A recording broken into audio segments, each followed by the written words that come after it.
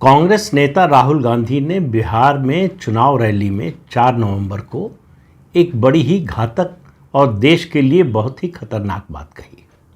उन्होंने कहा कि इस देश में सब कुछ, सारा सिस्टम, चाहे वो न्यायपालिका हो या फिर संवैधानिक संस्थाएं हो, नौकरशाही हो, और आखिर में उन्होंने कहा कि सेना को भी 10% लोग चला रहे हैं।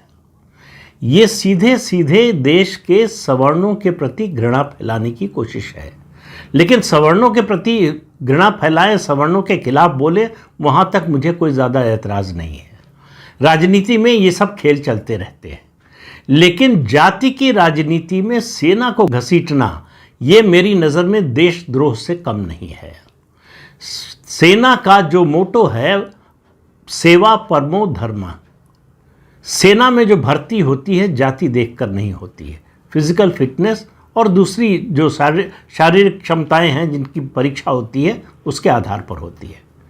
तो सेना में अंग्रेज़ों के समय जाति के आधार पर रेजिमेंट बनाई गई, और जाति के आधार पर रेजिमेंट बनाने का उद्देश्य ये था कि जाति के आधार पर बंटवारा हो समाज में।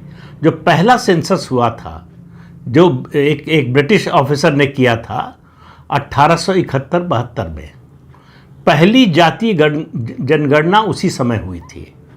उसने कहा था जब तक जाति रहेगी तब तक भारत एक नहीं हो सकता।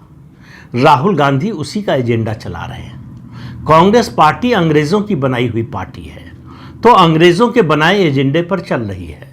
आज़ादी के बाद जो है ये जातियों के नाम पर बने रेजिमेंट धीरे धीरे ख़त्म कर दिए गए, कुछ अभी भी बचे हुए हैं। लेकिन जिन जातियों के नाम पर रेजिमेंट बचे हुए हैं वहाँ भी उन जातियों के लोग नहीं हैं। उनमें आपको उस जाति का सबसे कम प्रतिनिधित्व मिलेगा, अगर मिलेगा तो। सभी जातियों के लोग हैं, सभी धर्म और मजहब के लोग हैं। इस आधार पर जो है भारतीय सेना बंटवारा नहीं करती। भारतीय सेना का जो लक्ष्य है, जो उद्घोष है, राष्ट्र प्रथम, उसको एक तरह से अपमानित किया है राहुल गांधी ने।